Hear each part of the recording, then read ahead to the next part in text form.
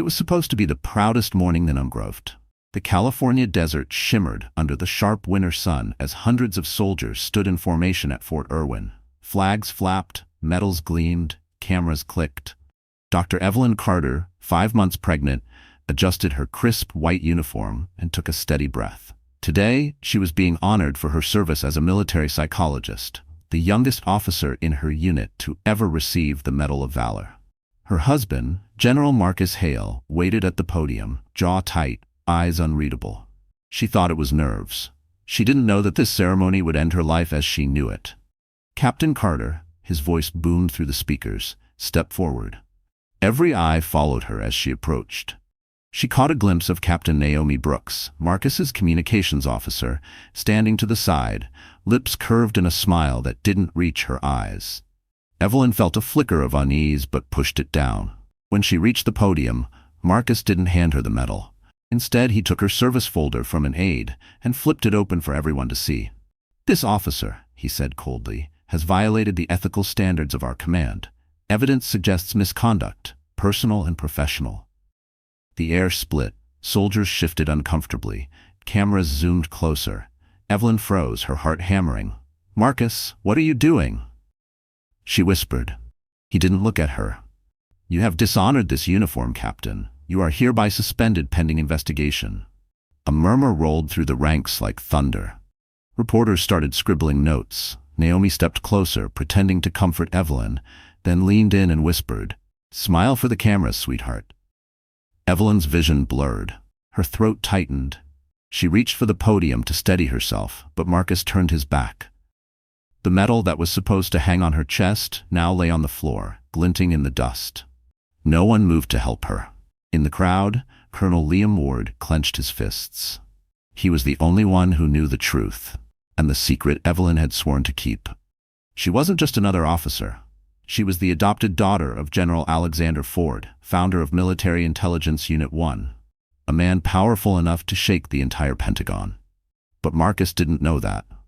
Not yet. Evelyn bent down, picked up the medal with trembling hands, and walked off the stage in silence. Every step echoed through the loudspeakers. Her eyes, once full of hope, now burned with something colder. Resolve. As she reached the exit, a junior soldier slipped her a folded note. Just 4 words. "He's being watched. Run." Evelyn turned slightly, her gaze meeting Marcus's across the hall. For a second he looked uneasy. Then he smiled at Naomi and shook hands with the press. Outside, the wind howled through the parade ground, scattering dust and ribbons across the concrete. Evelyn gripped the medal until its edges cut into her palm. Somewhere behind her she heard cameras clicking, capturing her disgrace. But deep inside, beneath the humiliation and heartbreak, something ancient and dangerous stirred. The part of her trained not just to heal minds, but to read them, expose them, destroy them if necessary. The general had made a public spectacle of her. He thought it was the end. He had no idea it was only the beginning. The story broke before the sun rose. By 6 a.m., every military blog and local news site carried the same headline: "Pregnant officer suspended for misconduct." Evelyn Carter's name flashed across screens inside the base cafeteria, across the Pentagon's internal network, even on the morning show playing inside a Starbucks off base. Soldiers whispered as if she had turned into a ghost overnight. In her small government apartment, Evelyn sat motionless on the couch, still in the wrinkled uniform from the ceremony. The medal lay on the coffee table beside a cold cup of black coffee. The television replayed Marcus's statement. "The Army must hold itself to the highest moral code." His voice was calm, righteous, almost holy. Her phone vibrated non-stop. Reporters, colleagues, unknown numbers. She powered it off. When she opened her laptop to check her account, the system rejected her password. Her email was gone. Her medical profile had been deleted. The words on the screen felt like ice. Access denied. She was being erased. At noon, a loud knock startled her. 2 MPs stood at the door. "Ma'am, we're here to escort you for questioning." Their tone was polite, rehearsed, mechanical. Evelyn followed silently, her belly heavy under her coat. They led her through the base corridors where she had counseled hundreds of soldiers on PTSD, trust, loyalty. Now every door seemed to close a little faster as she passed. In the interrogation room, Colonel Liam Ward waited. His gray eyes flicked toward the cameras mounted on the wall, then back to her. "Keep your answers simple," he murmured. "They're recording everything." The investigator across the table read a list of accusations: misuse of confidential data, fraternization, psychological instability. Each word chipped away at her composure. Evelyn felt the room spin. "This is insane," she said. "Someone planted those reports." The investigator didn't blink. "Evidence points to you, Captain." When the session ended, Liam escorted her out. In the hallway, he whispered, "They're building a case to discharge you quietly. You need to stay off the grid." That night, she packed what little she owned into a duffel bag: uniforms, prenatal vitamins, a framed photo of her mother. Outside, the desert wind scraped against the windows like sandpaper. She drove to a cheap motel 2 hours away near Barstow, paying cash. The sign flickered vacancy in red. Inside the room, she sat on the bed and stared at her reflection in the mirror. Her face looked pale, almost unrecognizable. She touched her stomach gently. "It's just us now," she whispered. Then the motel phone rang. No one was supposed to know she was there. Her pulse spiked. She let it ring twice before answering. A deep, static-laced voice said, "He's not done, Evelyn. He's deleting you for real this time." Click. The line went dead. She yanked open the curtains. Across the parking lot, a black SUV idled with its headlights off. She stepped back, breathing fast. The vehicle rolled away slowly, disappearing into the highway darkness. Evelyn sank to the floor, clutching her phone. She wanted to call her father, General Ford, but his number was classified. Contacting him would expose her connection and end his career. She couldn't risk it. Instead, she opened her notebook and began to write page after page: names, dates, suspicions, details. Marcus never thought she noticed. Each line steadied her heartbeat. When she finished, she tore the first page out, folded it, and slid it into her boot. If they came for her tonight, at least one piece of truth would survive. Outside, thunder rolled across the desert sky. Evelyn lay on the bed, eyes wide open, listening for footsteps. Somewhere out there, her husband was cleaning his image. Somewhere closer, someone was watching her window. The pain started just after midnight, sharp, low, and relentless. Evelyn woke to find a thin line of sweat across her forehead and a dull cramp twisting her stomach. She counted her breaths, trying to calm herself, but the pressure wouldn't stop. Panic surged through her chest. Her baby wasn't due for another 4 months. She grabbed her coat, stumbled out of the motel, and drove through the desert rain. The highway lights blurred past like ghosts. When she reached the nearest hospital in Victorville, she rushed inside, clutching her belly. "Please," she gasped. "I'm 5 months pregnant. Something's wrong." The nurse at reception glanced up, her smile tight and mechanical. "Name?" "Evelyn Carter," she said. The nurse typed quickly, frowned, and looked back up. "We don't have a record of you. Are you sure you're registered here?" "I just need help," Evelyn cried. The nurse hesitated, then nodded toward a hallway. "Exam room 4. A doctor will be with you shortly." Evelyn lay on the cold bed, hands trembling.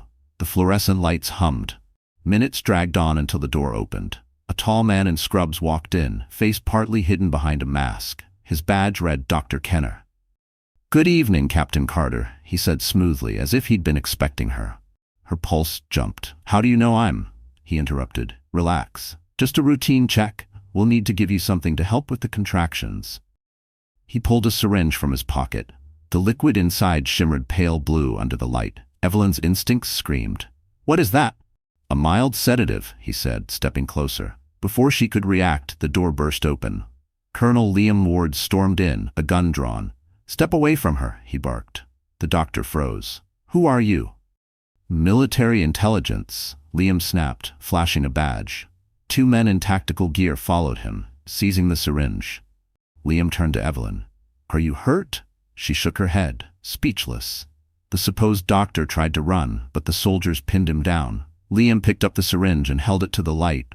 "This isn't a sedative," he muttered. "It's a uterine induction agent, enough to cause a miscarriage in minutes." Evelyn's stomach dropped. Her hands went numb. "He was going to." Liam nodded grimly. "Aegis Corp's fingerprints are all over this. Hale's cleaning up loose ends." The doctor snarled from the floor. "You can't stop him. He owns everyone above you." Liam slammed him against the wall. "We'll see about that." He turned back to Evelyn, his voice softening. "You need to disappear for a while. I can get you out tonight." As security swarmed the hallway, Liam helped her outside through a side exit. The desert air hit cold against her face. Rain streaked across the parking lot like silver threads. He opened the passenger door of a black SUV and gestured for her to get in. They drove in silence, headlights cutting through the storm. Evelyn stared out the window, her reflection fractured in the glass. "He tried to kill my child," she whispered.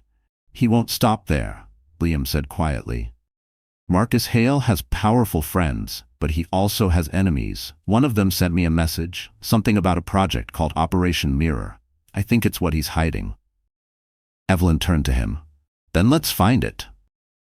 Liam glanced at her, almost smiling. "You sound like your father." She froze. "You know about him?" "Of course. I served under General Ford before you were adopted. He told me if you ever called for help, I should protect you at all costs." The car sped through the endless dark, rain hammering the roof. Evelyn pressed her hand against her stomach, feeling a faint kick. Life. Fragile, but defiant. When they reached a checkpoint near the state line, Liam killed the headlights. "Stay down," he whispered. Outside, another black SUV waited on the road, its engine idling, lights off. Evelyn's heart pounded. "Is that them?" Liam's hand hovered over his holster. "We'll find out." Two sets of headlights flickered in the rain, facing each other like predators about to strike. By dawn, the storm had cleared, but the air inside Evelyn's chest still felt heavy as wet sand. She hadn't slept. Liam parked the SUV outside a coffee shop near the freeway, handed her a steaming cup, and said quietly, "They're planning something bigger? Watch the news." On the television inside, the morning anchor's voice sliced through the static. Breaking story. General Marcus Hale to hold a press conference today at the Ritz-Carlton in Los Angeles. Sources say he'll issue a public apology regarding the recent misconduct scandal. Evelyn's stomach turned. A public apology meant a trap. She had seen it before in her work. Control the narrative, crush the victim, then bury the truth. "Should I show up?" she asked. Liam hesitated. "They'll expect you not to, that's why you should." He handed her a folder. Inside was a forged pass with her name still intact, Captain Evelyn Carter, Behavioral Health Division. Beneath it, a handwritten note. "Trust your instincts. Stay calm." At noon, the grand ballroom of the Ritz-Carlton shimmered with gold chandeliers and 100 curious eyes. Cameras lined the back wall. Reporters scribbled, hungry for scandal. Marcus stood at the podium in full uniform, every metal polished to mirror perfection. Naomi Brooks hovered at his side, immaculate in her navy suit, holding cue cards. When Evelyn entered, whispers rippled through the crowd like wind through dry leaves. Some turned away, others lifted their phones to film. She walked slowly, each step steady, though her knees trembled. Liam stayed by the door, pretending to be a staff guard. Marcus began with his rehearsed voice of authority. "Leadership demands accountability. Today, I wish to clarify misunderstandings that have damaged the reputation of our division." He paused, letting the flashbulbs ignite. "Captain Carter, my wife, was struggling with stress and made mistakes. As her commanding officer, I failed to see it. For that, I apologize to the institution." A soft gasp swept the room. It wasn't an apology to her. It was an apology for her, a rewrite of truth. Evelyn felt her throat tighten. Naomi leaned toward the mic, smiling sweetly.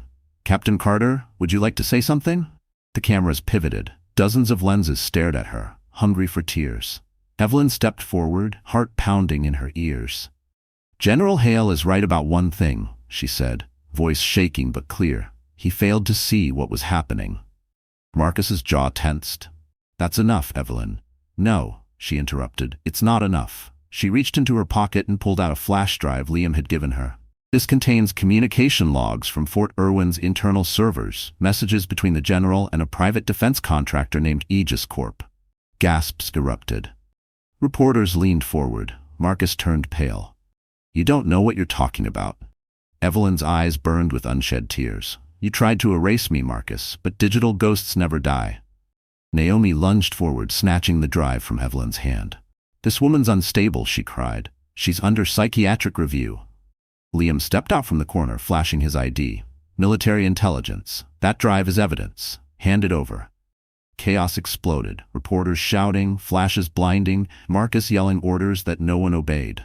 Evelyn backed away, her pulse racing. Then, from behind her, a young tech reporter whispered, Ma'am, I got it all on camera. Liam guided her toward the exit while security scrambled. Outside, sunlight hit her face for the first time in days. Her hands shook as she whispered, "They'll come after us." "They already are," Liam replied, starting the engine. "But now the world's watching." As the SUV pulled into traffic, Evelyn looked back through the tinted window. Marcus stood at the hotel doors, staring after her, his face twisted with rage. Naomi whispered something in his ear, but his gaze didn't move. He finally understood the one thing he couldn't control. Her silence was gone, and the war had just begun. The city rolled by in flashes of glass and motion. Evelyn sat in the passenger seat, staring at the buildings sliding past, the Ritz-Carlton's reflection on the window. Her hands trembled, still holding the coffee cup Liam had given her hours ago. The chaos of the press conference echoed in her head like gunfire. Every word, every flash of the cameras replayed on a loop. "They'll bury the footage," she said quietly. Liam drove fast but steady. Not all of it. A few reporters already uploaded clips before security shut them down. The story's out there. It just hasn't exploded yet. Evelyn leaned her head against the seat. "They'll twist it. They'll say I'm unstable." "They already have," Liam said flatly. "That's why we need to move faster." He turned off the freeway, driving into an underground parking garage beneath an old office building. Inside, fluorescent lights flickered weakly. The air smelled of oil and dust. He killed the engine and got out. "Come with me." They walked through a metal door that led to a dim corridor. At the end was a room filled with outdated computer servers, their lights blinking faintly like dying stars. On the desk sat a single black folder labeled Operation Mirror. Evelyn frowned. "What is this?" Liam opened the folder. Inside were printed emails, satellite images, and signed memos, each one connecting Marcus Hale to Aegis Corp. "This is what he's been hiding," Liam said. Operation Mirror was a covert project that redirected military psychological data to private defense contractors. They used soldiers' mental health records to design new interrogation software. Illegal, classified, and profitable. Evelyn's stomach turned. "He used my division's data?" "Yes," Liam said. "You oversaw that data. That's why he had to erase you. He couldn't risk anyone tracing it back." She stepped closer to the desk, scanning the documents. The evidence was damning. Bank transfers, encrypted messages, even a confidential memo signed by Marcus himself. "Why not take this to the Pentagon?" she asked. Liam shook his head. "Because the system is compromised. Marcus has allies everywhere. If this gets to the wrong hands, it disappears. You've seen what he's willing to do." Evelyn swallowed hard. "So what's the plan?" He looked at her, eyes heavy with fatigue. "You'll keep this file. I'll stay behind to make noise. File complaints, draw attention. While they chase me, you find someone you can trust to get this to the top without it vanishing." She shook her head. "No, you can't do that alone." "I can," he said. "Because they think you're broken, not dangerous. That's our advantage." Before she could respond, a faint beep echoed from one of the old computers. The screen lit up with an incoming transmission, an anonymous message. It read, "Move now, he knows where you are." Liam grabbed the folder and shoved it into a waterproof bag. They must have tracked the drive from the hotel. "We're leaving." They sprinted back through the hallway, the sound of tires screeching above. When they reached the garage, 2 black SUVs blocked the exit. Armed men stepped out, private security, not military. "Stay behind me," Liam ordered. He pulled his sidearm, scanning for cover. The men advanced. One shouted, "Give us the file!" Evelyn's mind raced. She spotted a maintenance ladder leading to a vent shaft. "Up there," she shouted. Liam nodded, firing 2 warning shots to create confusion. They climbed quickly, the sound of bullets echoing below. By the time they reached the roof, sirens wailed in the distance. Liam handed her the folder bag. "Go east," he said. "There's a contact in D.C. named Mason Cole. He's ex-military counsel. Tell him everything." Evelyn hesitated. "What about you?" Liam smiled faintly. "I'll make sure they follow the wrong trail." Below, gunfire erupted. She looked once more at the man who had risked everything for her. Then she ran, the wind slicing her face, the city stretching ahead like a labyrinth of steel and betrayal. Behind her, the night exploded, and with it, every illusion of safety she had left. Rain started to fall again as Evelyn ran through the maze of alleys behind the garage, clutching the waterproof bag to her chest. The folder inside felt heavier than it should have. like it carried the weight of 1,000 buried sins. She didn't stop until she reached the back entrance of a diner near the freeway. Its neon sign buzzed weakly, spelling out 24 hours. She slid into a booth at the corner, breathing hard. The waitress, a kind-looking woman with tired eyes, poured her a cup of coffee. "You okay, honey?" Evelyn forced a nod. "Just tired." As the waitress walked away, Evelyn pulled out her laptop. The screen flickered to life, still logged into a secured channel Liam had set up. She typed quickly, "I have the file. Need to send it to Mason Cole." Then she attached a few documents from the folder and hit upload. For a moment the progress bar moved smoothly. Then the cursor froze. Her stomach twisted. She tried again. Upload failed. The screen glitched, the cursor spinning endlessly. Then a message flashed in red. Remote access detected. Someone was inside her system. Evelyn yanked the Wi-Fi connection, heart pounding. But the laptop didn't shut down. The cursor moved on its own, opening her private folders, scanning them. She slammed the lid, unplugged it, and looked around the diner. No one seemed to notice. The only sound was the clinking of plates and soft country music playing overhead. Her hands shook as she whispered, "He found me." From the counter, a man in a leather jacket glanced her way, eyes lingering too long. Evelyn's instincts screamed. She shoved the laptop back into her bag, threw a few bills on the table, and slipped out the side door. Outside, rain poured harder. She spotted a trash bin, lifted the lid, and dropped the laptop inside. The plastic cracked. "No more tracking," she muttered. But she knew Marcus's reach extended far beyond one computer. 2 blocks away, she found a small electronics store still open. Inside, rows of used devices gleamed under flickering lights. She bought an old tablet and a cheap prepaid phone, paying in cash. At the counter, the clerk, a college kid, smiled. "Old school tech, huh?" "Just like the old days," she replied softly. Back at a cheap motel off Route 66, she powered on the tablet. It was slow, but it worked. Instead of connecting to the internet, she opened a simple text editor and began copying key data from memory. Transaction codes, passwords, locations. To anyone else, it would look like nonsense, a random sequence of letters and numbers, but to her, it was survival. When she finished, she transferred the text to a USB drive and hid it inside a hollowed-out copy of the 48 Laws of Power she had bought years ago during deployment. She smiled bitterly at the irony. Suddenly, her prepaid phone buzzed. Unknown number. She froze, then answered. "Nice trick with the laptop," a man's voice drawled. "But we still have eyes on you, Captain." Her chest tightened.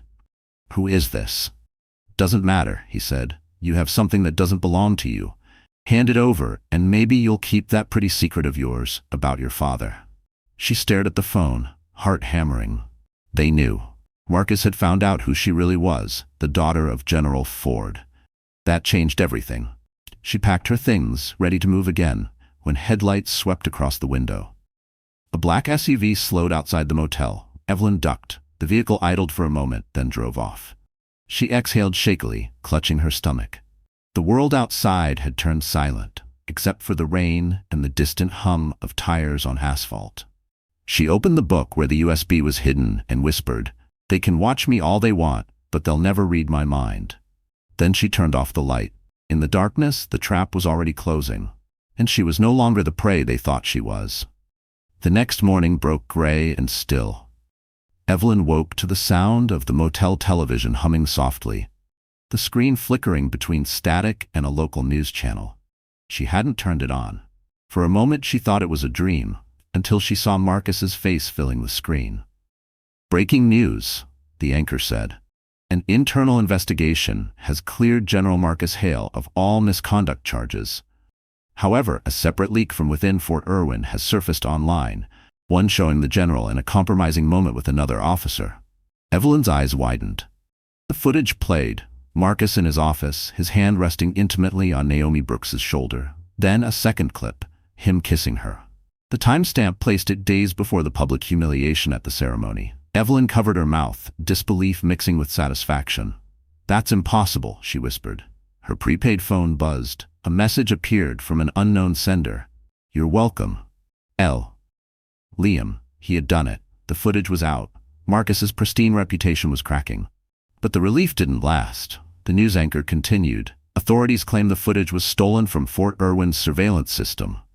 Officials are investigating the source of the leak. A chill ran through Evelyn's spine. If they traced the hack to Liam, he'd be finished. And if they thought she was involved, she'd never be free. She turned off the TV, grabbed her coat, and left the motel. Outside, the streets glistened from last night's rain. She walked toward a small diner down the block and sat by the window, trying to think. Two men in suits entered moments later, their movements too precise to be casual.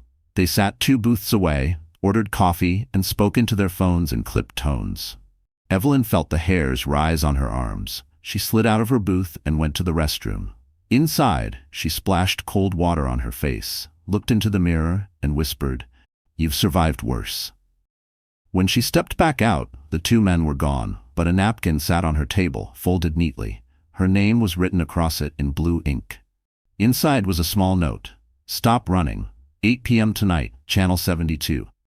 That evening, she rented a new motel room under a false name and waited until 8. On the old TV set, the local public channel flickered to life. The screen was black for several seconds before static cleared, and suddenly, footage of Marcus appeared again. This time, it was a live broadcast. He sat behind his desk, visibly furious, giving an interview to a military journalist. "The woman you're defending," he said, voice cold, "was emotionally unstable. I acted to protect the integrity of the unit. These attacks are coordinated attempts to discredit the army." Evelyn clenched her fists. Lies, perfectly rehearsed. Then, without warning, the broadcast glitched. The screen flashed white, then cut to another feed, security footage from the ceremony itself. Marcus's voice echoed through the speakers. "You have dishonored this uniform." But this version showed everything. The moment Naomi handed him a folder just before he made the accusation. The angle was from above, clearly an internal surveillance feed. The interviewer shouted off camera, "What is this?" Marcus's face went pale. He slammed his fist on the table. "Cut the feed." The screen went dark.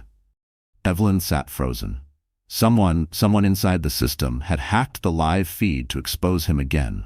Her phone buzzed with a new message. "He's losing control. But be careful, he's angry now." Her breath caught. Marcus was a man who had built his career on power and fear. Losing control meant danger for anyone in his way.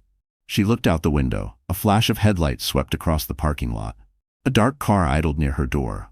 Evelyn backed away from the window, hand instinctively on her belly. "Not tonight," she whispered. But deep down, she knew the war had entered a new phase. Marcus Hale had declared a silent hunt, and this time he wouldn't settle for humiliation. He wanted revenge. Night settled over Los Angeles like smoke, thick, heavy, and impossible to escape. Evelyn hadn't slept in 2 days. She sat on the edge of the motel bed, staring at the faint glow of the TV. Every channel replayed the chaos from the hacked broadcast. The general's face twisting in shock, the army scrambling to issue statements. The world smelled blood, but Marcus Hale was far from beaten.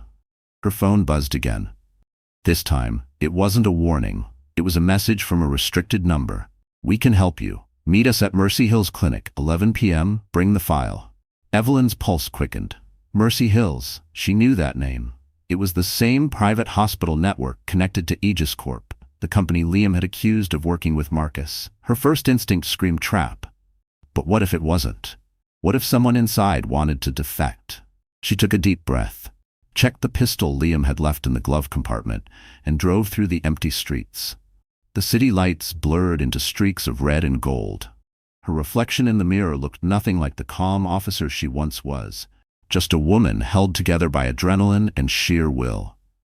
When she reached the clinic, the parking lot was nearly empty. A storm was brewing again, clouds swallowing the moon. Inside, the lobby smelled of disinfectant and silence. A receptionist looked up with a practiced smile. "Appointment name?" "Evelyn Carter," she said cautiously. The woman typed something, then nodded. "Room 12, down the hall." Evelyn walked slowly, her boots echoing against the tile. The air felt too still. As she neared room 12, she noticed a red light flicker above the door. A security camera recording. She stepped inside anyway. The room was dark, except for a single lamp illuminating a metal table. On it lay a thin manila folder and a white envelope. Evelyn frowned. "Hello?" No answer. She approached the table and opened the folder. Inside were photos, dozens of them, taken from surveillance drones. Each one showed her at different motels, gas stations, diners. She turned them over and saw timestamps matching every stop she had made since escaping Fort Irwin. Her throat tightened. They had been following her from the beginning. Then a voice behind her said, "You shouldn't have come alone." She spun around, gun raised. Marcus Hale stepped from the shadows, dressed in civilian clothes, his expression calm but eyes blazing. "You look tired," he said softly. "You should have stayed quiet."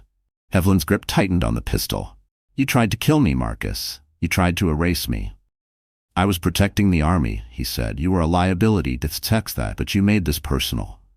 He took a step closer. "That broadcast embarrassed me, Evelyn. Do you have any idea what I've lost because of you?" She steadied her aim. "Everything you built was a lie." His smile was cold. "You think you can expose me with that file? You don't even know what's inside. It's bait, sweetheart. Liam gave you exactly what I wanted him to." Her heart skipped. "You're lying." "Am I?" Marcus said, circling her. "Operation Mirror wasn't about selling data. It was a test, one to track internal leaks. You walked straight into it. The moment you opened that folder, your location went live." Evelyn's blood ran cold. Outside, headlights flashed through the blinds, 2 SUVs pulling into the lot. She could hear boots hitting the pavement. Marcus leaned close, his voice low. "You should have stayed my wife. Now you'll die as my mistake." Before he could move, Evelyn swung the pistol and fired a single shot at the ceiling sprinkler. Water exploded, raining down as alarms screamed. She bolted for the emergency exit, slipping on wet tile. Marcus shouted her name, but she didn't look back. Outside, she jumped into her car, engine roaring to life. In the mirror, she saw him watching her from the doorway, drenched but smiling. He raised a small device and pressed a button. The GPS on her dashboard blinked red. Signal locked. The hunter had become the hunted, and this time, escape wouldn't be enough. Rain hammered the windshield all the way across the Mojave. By the time Evelyn crossed into Washington, the world outside had turned into a blur of gray buildings and flashing lights. Every mile had felt like a war zone. Gas stations where faces lingered too long, highways where black SUVs appeared in the mirrors only to vanish again.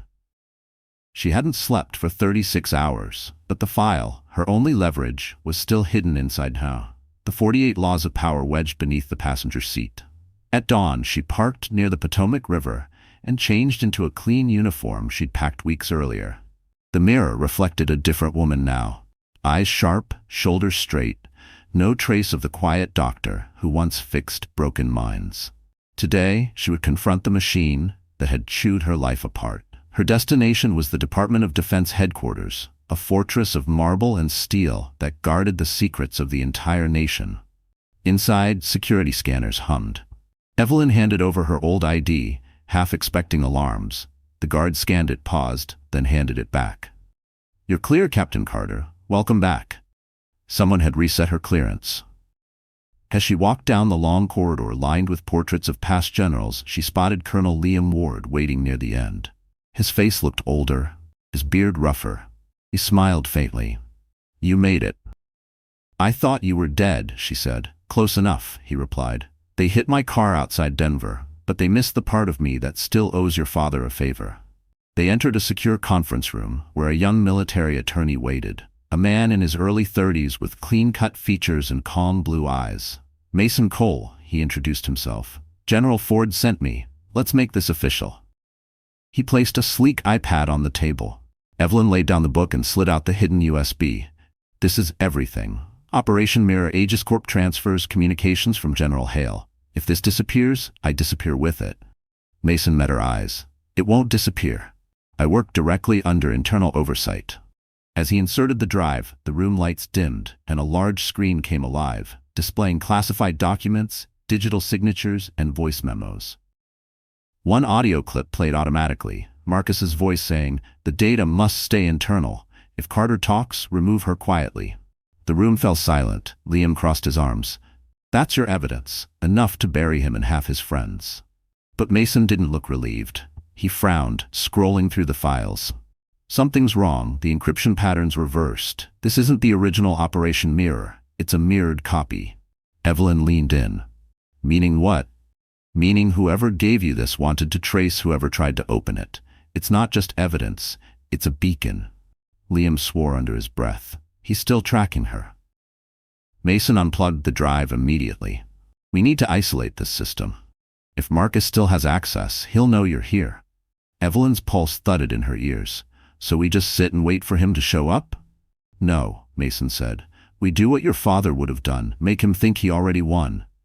He pulled up an empty document, typing rapidly. I'll draft a memo to Internal Affairs announcing a full investigation into you. It'll look like they've captured their leak. Marcus will relax just long enough for us to trace his next move. Evelyn stared at him, torn between trust and exhaustion. And if this fails? Mason looked up. Then you run again. But next time, you'll run with an army behind you. Liam's phone buzzed. He glanced at the screen and paled. They know. Hale's people just entered the building. The hallway lights dimmed to red. Security lockdown. A voice over the intercom called, "All personnel remain in your offices." Evelyn grabbed the drive, slipping it back into the book. We can't let them take this. Mason opened the side door leading to an emergency stairwell. Then we move now. As alarms blared, the three of them sprinted down the narrow stairs, shadows flickering along the walls. Outside, rain crashed against the windows. Evelyn clutched her belly, whispering a silent promise to the child inside her. If they wanted a ghost, she would become one. But this time, she'd haunt every lie they built. The sky above Washington cracked open in a sheet of lightning as Evelyn, Liam, and Mason burst out of the emergency exit. The rain fell in silver streaks, heavy and merciless, soaking their uniforms instantly. Mason led them toward a black sedan waiting near the curb. "Get in," he shouted over the thunder. They drove in tense silence through the chaotic streets until the Capitol dome disappeared behind them. When they finally crossed the bridge into Virginia, Liam exhaled shakily. "They won't stop now," he said. "Hale's men will hunt us until that file is destroyed." Evelyn looked out the window, her reflection blurred by raindrops.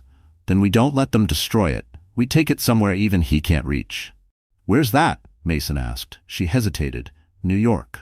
Liam frowned. "That's the most surveilled city in the country." "Exactly," Evelyn said quietly. "Too many eyes for him to move quietly. And I have someone there who can help." By dawn, the rain had turned to mist as they entered Manhattan.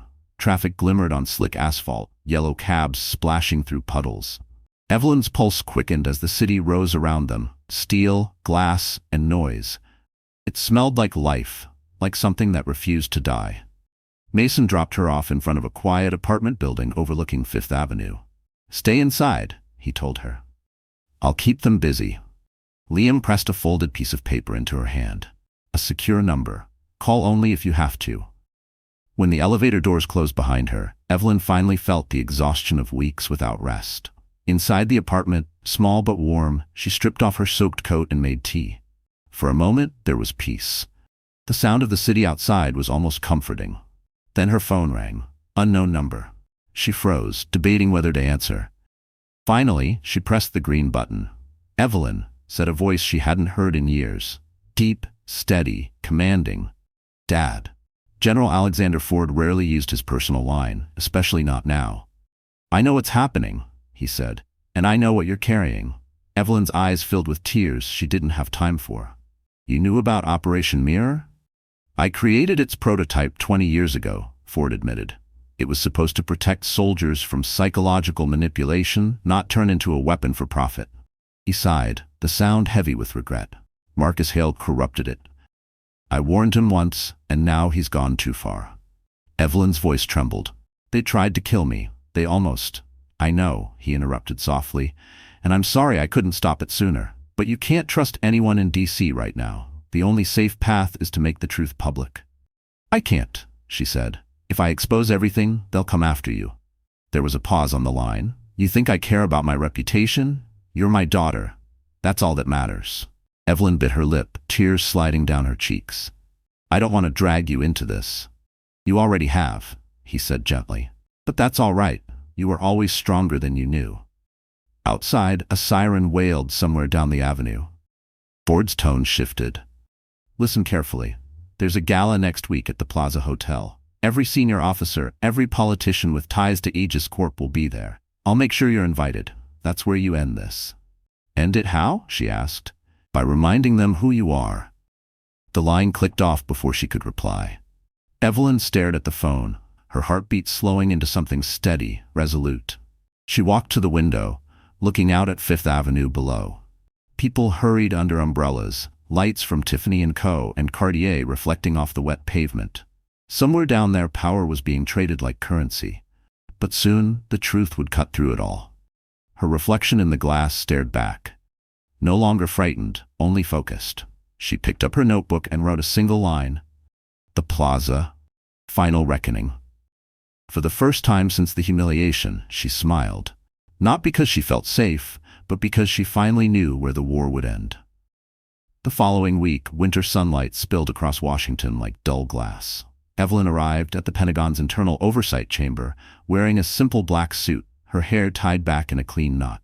She looked every bit the disciplined officer the Army once celebrated.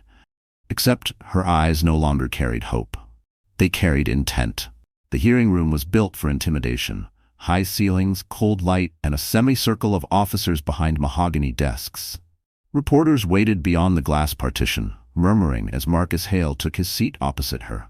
His medals still gleamed, his posture still perfect, but the shadows under his eyes told a truer story. Naomi Brooks sat beside him, legal pad in hand, whispering like a serpent. At the center table, Mason Cole placed a neat stack of documents. Captain Evelyn Carter will now address the board, he announced. Evelyn stood. Her pulse thundered, but her voice was calm. A month ago, I was accused of dishonor and misconduct, she began. But the dishonor didn't belong to me. It belonged to a system that rewards silence. Marcus's jaw flexed. Spare us the theatrics, he muttered. Evelyn ignored him. Operation Mirror was created to study soldier trauma. Instead, General Hale used it to sell classified data to private corporations. When I discovered inconsistencies in the transfer logs, he decided the solution was simple. Erase the witness. She lifted her gaze toward the board. Erase me. The colonel leading the panel frowned. Do you have proof of this accusation? Mason opened a folder. Yes, sir. Transaction codes linked to Aegis Corp and testimony from Colonel Liam Ward. The colonel adjusted his glasses. Where is Colonel Ward? Evelyn hesitated. Missing. Murmurs rippled through the chamber. Naomi smirked. Convenient. Mason continued. We've also recovered encrypted audio of General Hale instructing subordinates to remove Captain Carter from record. The encryption was verified by the Office of Cybersecurity. He played the clip. Marcus's voice filled the room. If Carter opens her mouth, bury her career. Make it look clean. A hush fell. Cameras clicked. Marcus shot to his feet. That audio is doctored. She's manipulating this board with edited material. The colonel raised a hand. General Hale, you'll have your turn. Marcus glared at Evelyn. You think this ends with a hearing? You think the Pentagon bends for a disgraced wife? Evelyn met his stare. No, but truth does not require permission. The colonel nodded. We'll review the evidence in private. Until then, both parties are under restricted travel orders. The gavel struck once. The hearing adjourned. Outside the chamber, chaos exploded. Reporters shouting, flashes blinding. Evelyn walked through the crowd, Mason close behind. You did well, he said. But Hale's not done. He's already working his contacts in the press. I know, she replied. He'll twist the story before nightfall. Mason glanced at her. Then we release something he can't twist. He handed her a tablet. A live interview. Tonight, prime time. The network already agreed if you're willing. Evelyn hesitated. They'll crucify me on air. Maybe, Mason said. Or maybe you'll make them listen. Hours later, in a quiet studio across the Potomac, Evelyn sat beneath hot lights, microphone clipped to her jacket. The interviewer leaned forward. Captain Carter, are you claiming the Army covered up crimes for General Hale? Evelyn inhaled slowly. I'm not claiming it, she said. I'm proving it. Behind her, the screen lit up with newly leaked photos, documents signed by Marcus, Naomi's transfer requests, and digital receipts linking Aegis Corp to unregistered payments. Viewers across the country watched as the story unraveled live. Hashtags spread like wildfire. Inside his office, Marcus hurled his phone at the wall. Naomi paled beside him. She's destroying us, Naomi whispered. Marcus turned toward the window, fists shaking. Then we destroy her first. Thunder rumbled outside, echoing through the night like artillery fire. Tomorrow, The war for truth would spill beyond the courtroom, onto every screen in America. The morning after the live interview, the world woke up different. The internet had detonated overnight. Every major outlet, CNN, Reuters, The Washington Post, ran the same headline: General Hale accused of selling military data to private defense firm. The leak had gone global. Screens across airports, coffee shops, and military bases repeated Evelyn's words: "Truth does not require permission." But fame came with danger. By 8 a.m., her apartment on Fifth Avenue was surrounded by reporters. Cameras flashed non-stop. Protesters shouted below, holding signs that read "Justice for Captain Carter." Evelyn watched from behind the curtain, her hands shaking. This wasn't victory, it was exposure. She was a moving target, glowing under the world's brightest light.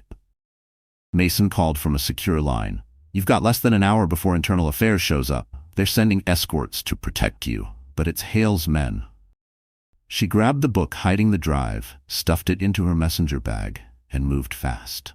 "Where do I go?" "There's a car waiting 2 blocks north. Driver's name is Wren. He works for General Ford. He'll take you to Andrews Air Force Base." "Why Andrews?" "Because your father just declared the investigation federal. He's taken command." The line clicked. Evelyn pulled on a black coat and sunglasses, stepped into the hallway, and slipped down the service stairs. By the time she reached the street, a light snow had begun to fall, muffling the city noise. She kept her head down, weaving through crowds, her heart hammering. When she reached the corner, a black sedan idled with its engine running. The driver, a woman in her 40s with sharp eyes, opened the door. "Captain Carter?" Evelyn nodded and climbed in. The car accelerated into the traffic stream. On the radio, a news anchor's voice filled the silence. Sources claim an anonymous whistleblower provided the data that exposed Aegis Corp's illegal contracts. The Department of Defense has yet to issue a full statement. The driver glanced in the mirror. "You just shook the entire country." Evelyn exhaled. "Not yet. Hale still has friends in power." As they neared the bridge, headlights flashed behind them. 3 SUVs in tight formation. Evelyn's gut twisted. "We're being followed." The driver accelerated. "Hold on." The chase tore through the streets, horns blaring. The first SUV swerved, trying to block them. Wren pulled sharply onto a side street, tires screeching. Snow sprayed in all directions. Evelyn clutched the seat, her stomach flipping. "Who are they?" she shouted. "Not military. Private security. Aegis Corp." Bullets shattered the rear window. Evelyn ducked. Wren veered hard left into an alley and slammed the brakes. "Out!" she yelled. "Run!" They bolted through a narrow passage as the SUVs skidded to a stop behind them. Men jumped out, armed, shouting orders. Evelyn sprinted toward the end of the alley where a tall chain-link fence loomed. She climbed, ignoring the pain slicing through her hands. Wren covered her with a handgun, firing 2 quick shots. The attackers ducked. Evelyn rolled over the top and dropped into the snow on the other side. "Keep moving," Wren shouted. Evelyn ran until her lungs burned. Sirens wailed in the distance. Finally, a helicopter spotlight swept the sky above, a military chopper bearing the insignia of the United States Air Force. It circled once, then hovered. Wren's voice crackled through a handheld radio. "Your ride's here." Moments later, a rope ladder dropped from the chopper. Evelyn grabbed it and climbed, snow whipping around her face. Below, the attackers scattered as soldiers in black uniforms repelled from the aircraft, subduing them. When she reached the cabin, a soldier offered his hand. "Captain Carter, General Ford's expecting you."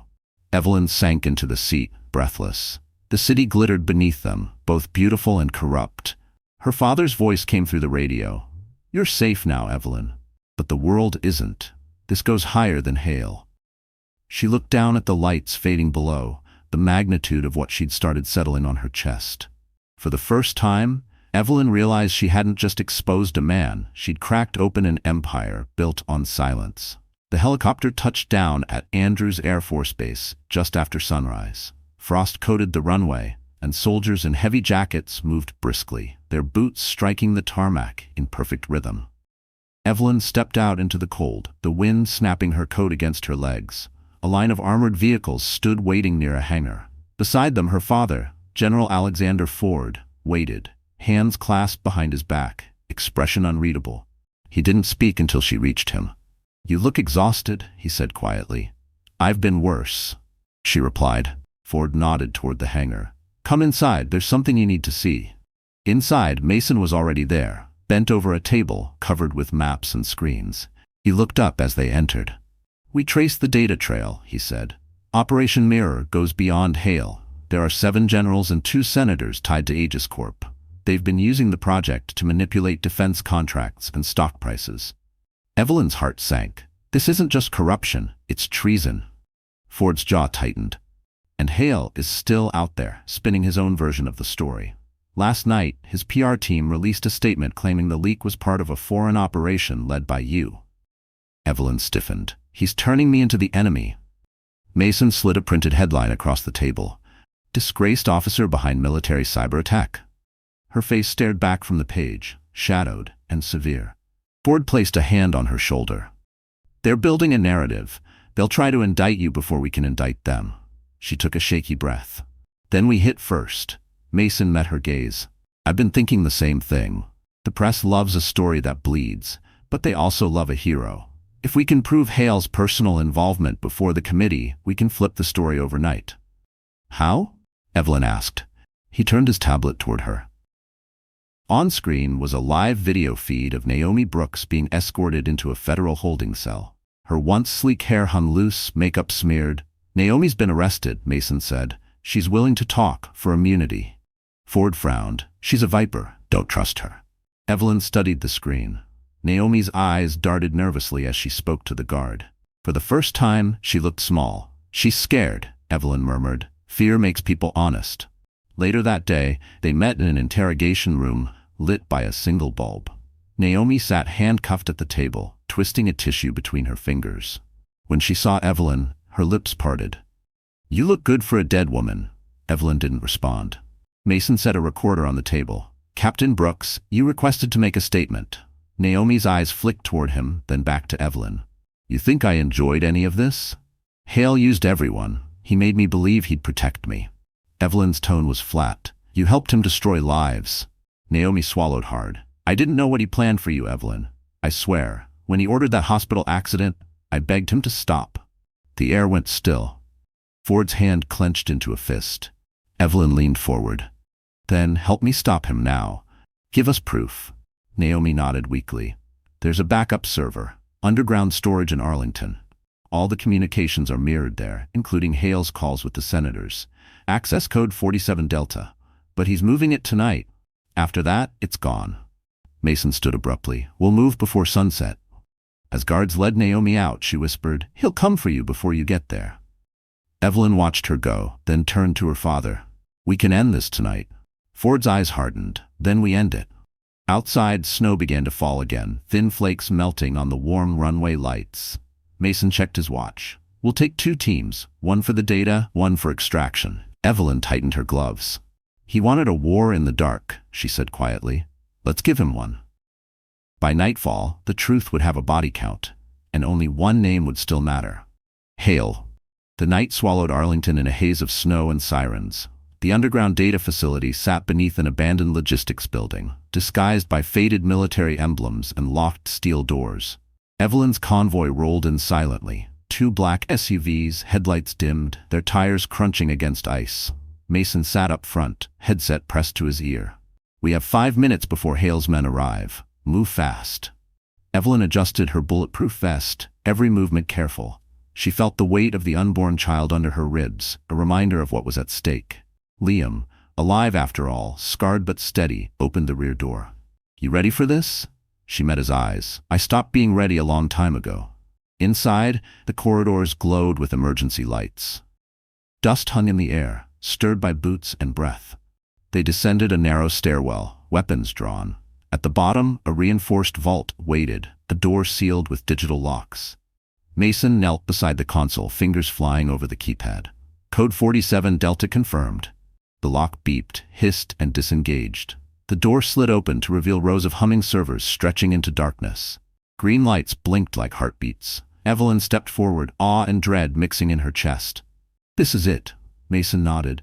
Every message, every file, every payoff, the truth lives here. Liam handed her a portable drive. Copy everything. Don't miss a byte.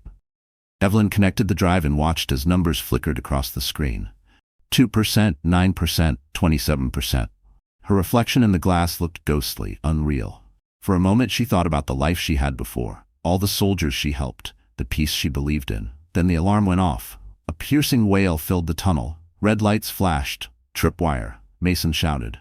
"They're here!" Gunfire erupted from the corridor above. Concrete chipped. Sparks flew. Evelyn grabbed the drive, 64% complete. Liam returned fire, his voice echoing. "Go." "I'll hold them." "No," Evelyn screamed, but he was already moving toward the stairwell, covering the entrance with precise bursts.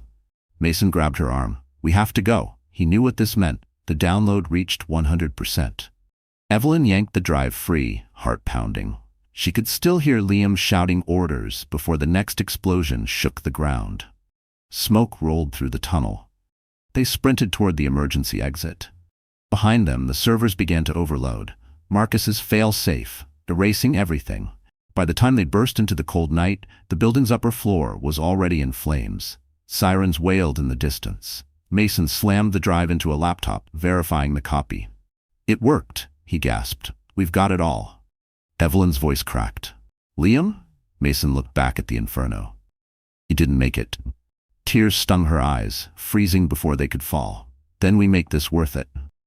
They raced toward the courthouse in downtown D.C., where General Ford had convened an emergency military tribunal. Inside the grand chamber, cameras flashed as Hale was escorted in handcuffs, his uniform immaculate but his eyes burning with fury. When Evelyn entered, the room fell silent. The colonel presiding over the hearing motioned for her to speak. She stepped forward, holding up the drive. "This contains encrypted evidence linking General Marcus Hale to Aegis Corp's illegal operations, as well as orders for multiple cover-ups, including attempted murder." The colonel nodded to Mason. He connected the drive to the central display. Emails, transactions, video clips, everything lit up on the giant screen. The room gasped as Hale's voice echoed again. "If Carter talks, make it look clean." Reporters scribbled frantically. The colonel turned to Hale. "Do you deny these charges?" Hale glared at Evelyn.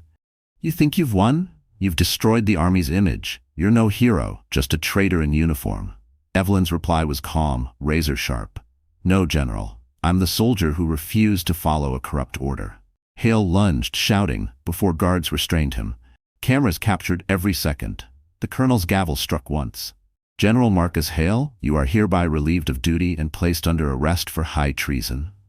The room erupted. Reporters surged forward. Evelyn turned away, her father waiting at the door. Ford's voice trembled with pride. "It's over, Evie." She looked back at the burning anger in Hale's eyes and whispered, "No, it's justice." But deep inside, she knew. Justice always came with a price, and the night was far from finished. Snow drifted down over Washington like ash the morning after the tribunal. The city moved in slow motion, stunned by what it had witnessed the night before. General Marcus Hale, arrested for treason. The headline dominated every screen. Evelyn's name appeared beside it, hailed as the whistleblower who saved the army, but even victory carried ghosts. She stood on the steps of the courthouse wrapped in her father's coat, exhaustion etched into her face. Mason joined her, coffee in hand.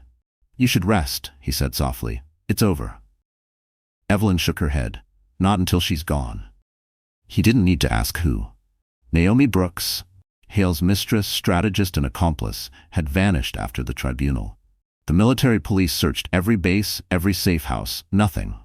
That night, Evelyn checked into a secure hotel under a false name. The drive with the original files rested inside a vault at the Pentagon, locked by her father's order. But she couldn't sleep. Each time she closed her eyes, she saw Liam's face disappearing into smoke. At midnight, her burner phone buzzed with a single message. "She's in Los Angeles. Beverly Grand Hotel, room 904. The sender was unlisted. She didn't hesitate. By noon, Evelyn was on a flight west. The city shimmered beneath a blue California sky, as if nothing bad ever happened there. She rented a car, drove straight to Beverly Hills, and parked across from the glass tower of the Beverly Grand. Through the window of the hotel cafe, she spotted Naomi. Sunglasses on, blonde hair perfectly curled, flipping through a magazine. Evelyn waited until the woman was alone, then walked inside. Their eyes met across the room. Naomi's smile faltered. "You look alive," she said coolly. "Disappointed?" Evelyn asked. Naomi sighed, setting her glass down. "You got what you wanted. Marcus is finished. So why are you here? Evelyn leaned forward. Because men like him don't act alone, and women like you don't run without money. Naomi laughed softly. You think you're the hero in this story? You're just a headline. In a month, the world will forget your name. Evelyn placed a small envelope on the table. Inside was a photo, Naomi and Marcus at the hospital where the assassination attempt had been staged. I found this in the backup server.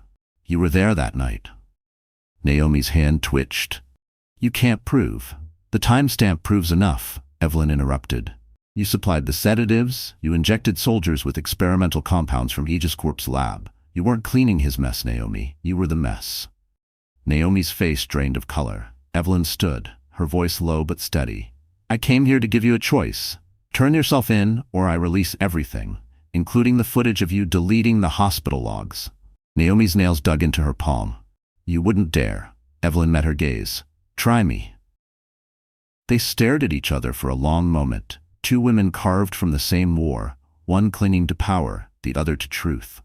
Finally, Naomi's composure cracked. You don't understand, she whispered. Hale wasn't the only one. Aegis Corp answers to people far above him. If I talk, they'll kill me. Evelyn's voice softened. Then start running now. Naomi blinked. What? I already sent the files to military intelligence. They'll find you in less than an hour. If you want to disappear, this is your only window. Naomi's lips parted in disbelief. Why warn me? Because I'm not you, Evelyn said. I don't need revenge to live. Evelyn turned and walked out, snow beginning to fall again, even under the California sun. An hour later, police sirens echoed down Wilshire Boulevard. News reports claimed Naomi Brooks was arrested trying to flee with $500,000 in unmarked cash. That evening, Evelyn stood on her hotel balcony watching the sunset bleed into gold. Mason called from D.C. They've got her. She's talking. Evelyn closed her eyes. Then it's almost over. Mason's voice softened. Almost.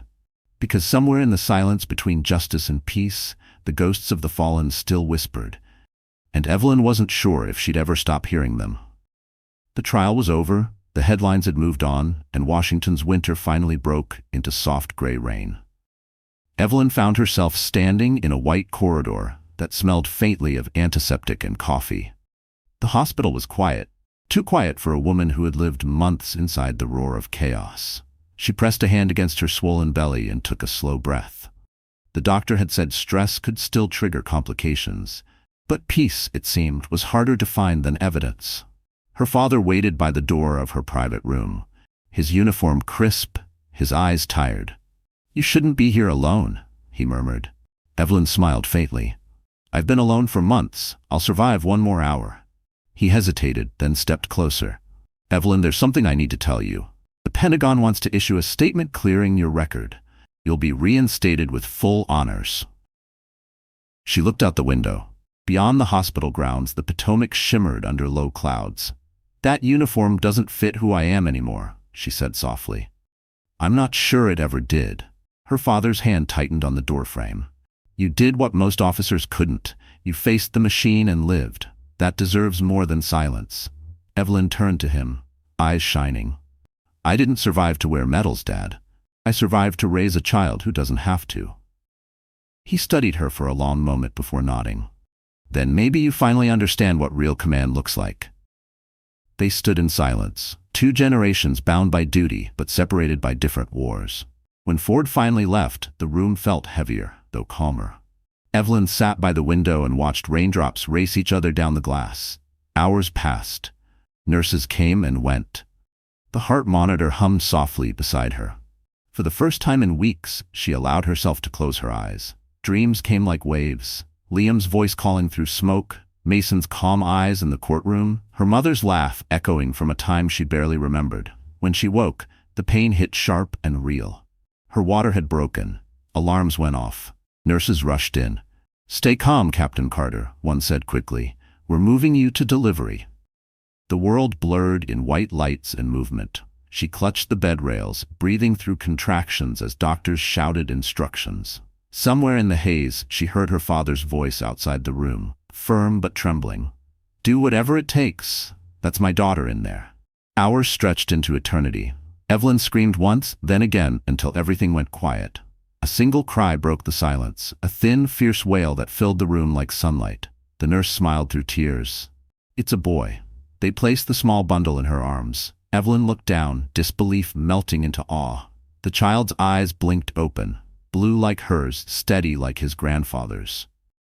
"Hey, little soldier," she whispered, voice cracking. Outside the window, dawn broke, the rain giving way to pale light. Mason entered quietly, a bouquet of white lilies in hand. "You did it," he said softly. She smiled weakly. "We did it." He stood beside her, watching the newborn's tiny hand curl around her finger. "The world already knows your story," he said. "But this part, this is yours alone." Evelyn's gaze lingered on the sleeping child. "He'll never know the names of the men who tried to break me," she murmured. "Only the ones who helped me stand." Her father appeared at the doorway, metals glinting faintly under the morning light. He saluted her, not as a general to an officer, but as a father to a daughter who had fought her own war and won. Evelyn's heart swelled with quiet pride. For the first time in forever, she didn't feel hunted or haunted, just whole. Outside, the world moved on, but inside that quiet hospital room, a new life began, and with it, the first breath of peace Evelyn Carter had ever known. A year later, winter returned to New York, but this time, the snow felt gentler. The city glittered beneath 1,000 lights as black cars lined the circular drive of the Plaza Hotel. Inside, the grand ballroom shimmered with gold chandeliers, polished marble, and the sound of champagne glasses clinking against hope. It was the annual Military Honors Gala, an event meant to celebrate courage, integrity, and sacrifice. Irony hung thick in the air, because tonight's guest of honor was a woman who once stood accused of betrayal, Dr. Evelyn Carter. She stood before the mirror in her suite upstairs, fastening the final clasp on a white gown that flowed like silk rain. The reflection staring back was no longer the soldier who had been broken and shamed. This woman carried stillness, not fear. Power, not anger. Her father adjusted his tie behind her. "Are you ready?" Evelyn met his eyes in the mirror. "I've been ready since the day they tried to take my name." General Ford smiled, pride softening his usually hard features. "You've turned their weapon into your armor." A knock interrupted them. Mason stepped inside, his tuxedo crisp, his voice low. "It's time." Together, the three walked down the grand staircase, flashbulbs erupting like fireworks. Reporters called out questions, microphones thrust forward. "Dr. Carter, how does it feel to return a hero? Do you forgive General Hale?" "What's next for the woman who took down Aegis Corp?" Evelyn answered none of them. Her silence was its own headline. At the podium, a senator delivered the introduction. 1 year ago, Dr. Evelyn Carter risked her life to expose a web of corruption that reached the highest levels of our defense system. Tonight, we honor her with the Medal of Distinguished Service, the same medal once denied to her. Applause thundered through the hall as Evelyn stepped forward. Cameras flashed, catching the glint of her medal as it finally found its rightful place on her chest. She looked out across the crowd. Hundreds of faces, some proud, some guilty. "I once believed honor was given," she began, voice steady through the microphone. "I've learned it's something you earn every time you choose truth over silence." The crowd fell silent. Even the clinking glasses stopped. "I don't stand here tonight to celebrate a victory," she continued. "I stand here to remember the cost of it. Friends who didn't survive, faith that had to be rebuilt, and a country that must never confuse power with purpose." In the back of the room, Mason watched her with quiet admiration. Ord stood beside him, eyes glistening. As Evelyn stepped down from the stage, a journalist called out, "Dr. Carter, do you have anything to say to your former husband?" She paused. The question cut through the applause like a blade. Slowly, she turned to face the cameras. "Yes," she said softly. "Tell him I finally learned how to salute." The crowd erupted, half in laughter, half in awe. Later that evening, as the orchestra played a slow tune, Evelyn stepped onto the balcony overlooking Central Park. Snow drifted down through the city's golden glow. Mason joined her, handing her a glass of champagne. "You handled that like a general," he said. She smiled faintly. "Maybe I learned from the best." He studied her for a moment, then asked, "So what now? You've won the war. What comes after victory?" Evelyn looked out over the city that had once seemed too large to face. "Healing," she said. "And maybe something worth building, not fighting." Mason's gaze softened. You know, that sounds like a future I'd like to be part of. She didn't answer, just met his eyes and let the quiet between them speak louder than words. Far below, a banner fluttered in the wind, honor restored. For the first time in years, Evelyn Carter wasn't defined by survival. She was defined by grace. And tonight, the world finally stood to salute her for it. Winter broke slowly over the capital, like an old wound learning how to heal. A month had passed since the gala at the plaza, but its echoes still filled every newsroom and corner of the internet. Evelyn Carter's speech had gone viral, shared millions of times. To the public, she was a symbol of moral courage. To the military, she was a reckoning they could never silence again. But not everyone was celebrating. In a federal prison an hour outside D.C., Marcus Hale sat alone in a gray cell, stripped of his stars, his medals, and the arrogance that once defined him. The concrete walls were bare except for a small window that offered nothing but sky. Every day he watched the sun rise and fade without sound. Every night he replayed the same scene, the woman he'd tried to destroy standing above him, calm, victorious, untouchable. One morning a guard approached his cell door. "You got mail," he said flatly, sliding an envelope through the slot. Marcus frowned. He hadn't received a letter in months. The envelope was plain, stamped with no return address. He hesitated before opening it. Inside was a single photograph, a baby, wrapped in a soft blue blanket. Beneath it, a handwritten note. "He'll know his father's name, but not your lies." His breath caught. His hands trembled. The photo slipped from his fingers onto the cold floor. For the first time since his arrest, Marcus's composure cracked. He sank onto the cot, head in his hands. Regret, foreign, heavy, relentless, settled over him. He had traded love for control, truth for ambition. Now he had neither. Far away, in a sunlit townhouse overlooking the Potomac, Evelyn sat by the window with her son asleep in her arms. She watched the river move gently beneath the bridge, remembering the years when every sound outside made her flinch. Those days were gone. The world had gone quiet in the right ways. Her father entered, holding a folder. "The official verdict came through this morning," he said. "Naomi Brooks, 20 years. Hale, 35, no parole." Evelyn didn't look up. "Justice," she murmured. "But it never feels like enough, does it?" Ford sighed. "Justice isn't about satisfaction. It's about balance. You restored that." She finally met his eyes. "I didn't restore anything. I just stopped them from breaking more people." Her father smiled faintly. "That's how restoration begins." Mason arrived later that afternoon, dressed casually for once, sleeves rolled up, the stress lines around his eyes softer than before. "I just came from headquarters," he said, setting a folder on the table. "The Pentagon's launching a reform initiative, new oversight protocols, civilian ethics training. They're naming it after you." Evelyn blinked. "After me?" "It's called the Carter Protocol," Mason said with a grin. "A reminder that loyalty doesn't mean obedience." She shook her head, half laughing. "That sounds like trouble." "It sounds like progress," he replied. They walked together outside, the baby bundled between them. The air smelled of wet earth and thawing snow. Families strolled along the river, unaware that the woman passing beside them had once stood on the edge of ruin. Mason stopped and looked at her. "You ever think about going back to the army?" She smiled faintly. "No, I think about building something that doesn't need soldiers." He nodded. "Then maybe you've already won." Later that evening, as the sun dipped below the horizon, Evelyn stood on her balcony, the child asleep again in her arms. She looked toward the city skyline, glowing gold against the night. Somewhere behind concrete walls, Marcus Hale stared at the same sunset through narrow glass. Their worlds no longer touched, yet they shared the same sky, a quiet testimony to choices and consequences. In the end, Evelyn didn't destroy him. Life did. And that was the truest justice of all. Spring arrived quietly, softening the gray edges of Washington.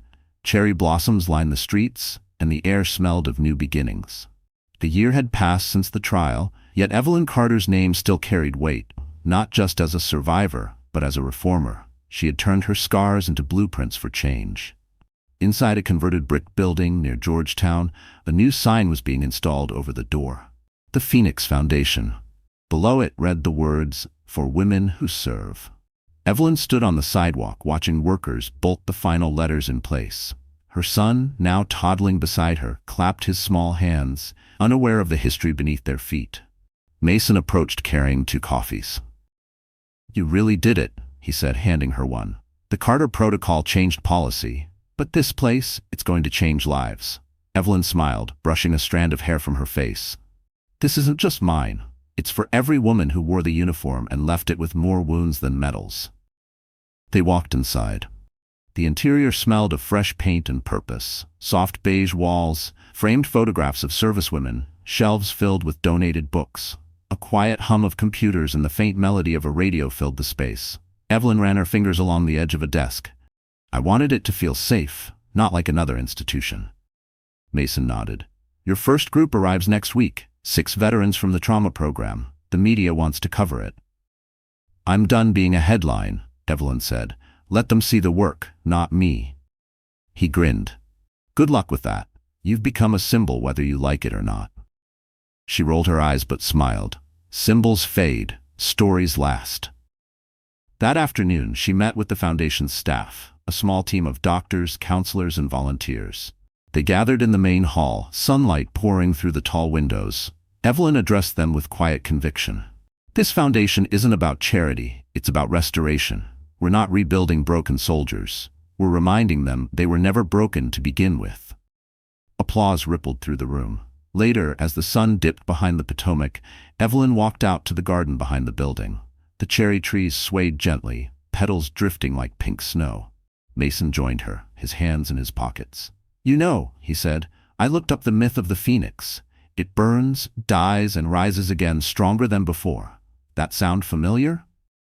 She smiled faintly. "It's a beautiful idea, rebirth from ashes, but it only works if you stop clinging to the fire." He watched her for a long moment. "So, what's next for you?" Evelyn glanced toward the city skyline glowing in the distance. "I don't know. For the first time, I don't need to." Her phone buzzed in her pocket. A message from the Department of Defense. Funding approved for expansion. The Phoenix Project to launch nationwide. She exhaled, overwhelmed. Mason leaned closer, reading the screen. "Looks like you just started a revolution." Evelyn laughed softly. "No, I just gave the right people a place to begin again." They stood there in the fading light, the air thick with peace and possibility. A soft wind carried the scent of blossoms across the courtyard. Mason reached out, brushing his thumb gently against her wrist. "You ever think about us?" she interrupted, smiling. He nodded. She looked at him for a long moment. "I think healing doesn't mean forgetting. It means making room for something new." He smiled. "Then maybe that's enough for now." As they walked back inside, the lights of the Phoenix Foundation glowed against the evening. Behind them, the sign shimmered like fire reborn, its reflection flickering in the glass doors. Evelyn had risen, not as a soldier, not as a victim, but as something rarer. Proof that from ruin can come not just survival, but light, strong enough to guide others home. 3 years later, the morning sun rose over Arlington, with a golden calm that felt almost unreal. The storms, the trials, the headlines, all of it had faded into history. The Phoenix Foundation had expanded to 6 cities, its emblem now recognized nationwide. Evelyn Carter had traded uniforms for white coats and conference stages, though she still preferred the quiet moments, the ones far from applause. That morning, she stood outside the National Military Academy, holding her son's small hand. The boy, now 3, wore a tiny jacket embroidered with a silver phoenix. His blue eyes, wide with curiosity, scanned the flags rippling above the entrance. "Is this where you worked, Mommy?" he asked. Evelyn smiled. "Sort of. This is where people learn what honor really means." He nodded solemnly, as if the word honor were a secret spell. Inside the academy, she was greeted by cadets who had grown up hearing her story, the woman who had faced the system and won. Some looked at her with awe, others with gratitude. But she didn't see herself as a legend. She saw herself as a reminder of how easily power could forget its duty. After her lecture, a talk on ethics and resilience, an older instructor approached her, tears in his eyes. "Dr. Carter, I served under General Hale," he confessed quietly. "I believed him. I believed the lies. I'm sorry." Evelyn's reply was gentle. "Then teach them not to repeat it. That's all the apology I need." Outside, she sat on a bench beneath a cherry tree while her son played nearby with toy soldiers. Each time he knocked one over, he set it upright again, whispering, "Try again." She watched him, smiling through a sudden wave of emotion. Try again. That was her life's lesson condensed into 2 small words. Her phone buzzed. A message from Mason. News from the bureau. Hale passed away this morning. Heart failure. Evelyn read the words twice, then set the phone down beside her. The air seemed to still. She hadn't thought about Marcus Hale in months. Not with anger, not even with pity, just absence. Now that he was gone, she felt nothing except a faint, quiet release. Justice had already been served. This was the echo finally fading. That evening, she attended a small memorial at the Phoenix Foundation. The boardroom was filled with staff, veterans, and new volunteers. Photos of women who had graduated from their programs lined the walls, faces once haunted, now radiant with purpose. Mason stood at the podium, introducing a new scholarship fund for single mothers in the military, the Liam Ward Initiative. Evelyn's chest tightened at the sound of Liam's name. When it was her turn to speak, she stood at the front, her voice soft but clear. This foundation began as an act of survival, but survival isn't the end of the story, it's the beginning of responsibility. We don't heal alone. We rise together. Applause filled the room. Afterward, Mason joined her on the balcony overlooking the city lights. "You did it," he said. She shook her head. "No, we did." He glanced at her son, asleep in a stroller beside them. "You ever tell him about his father?" Evelyn looked at the sleeping child. "One day, but not the version the world knew. I'll tell him his father was a man who taught me how dangerous power can be and how strong truth must be to stand against it." Mason smiled faintly. "That's mercy?" "It's balance," she said. They stood together in silence as the city below pulsed with light and renewal. A new banner hung across the Phoenix Foundation's entrance. "From fire, we rebuild." The wind shifted, carrying the faint scent of blossoms through the air. Evelyn closed her eyes, letting the warmth of it wash over her. The fight was over, the circle complete. Justice had not only come full circle, it had been reborn, just like the woman who dared to chase it. So that's how the story ends. But maybe not really. Because if you're still here, listening right now, then something in Evelyn's journey must have touched your heart in its own quiet way. You see, this story wasn't just about betrayal or revenge. It was about rebirth. About learning, like the Stoics taught, that we don't control what happens to us, only how we rise from it. Marcus Aurelius once said, "The fire that burns inside you can turn anything that falls into it into light and flame." That's what Evelyn did. She turned pain into purpose, loss into healing, and silence into strength. Maybe that's what life keeps trying to tell us, that even when everything feels broken, there's always a part of you ready to rebuild. So my friend, if you're facing your own storm, breathe. Let it shape you, not shatter you. And when you rise, do it gently, do it bravely. Because that's what real power looks like. If this story moved something inside you, give it a like, share it with someone who needs hope tonight, and don't forget to subscribe, because here, we tell stories that remind you how strong the human heart can be.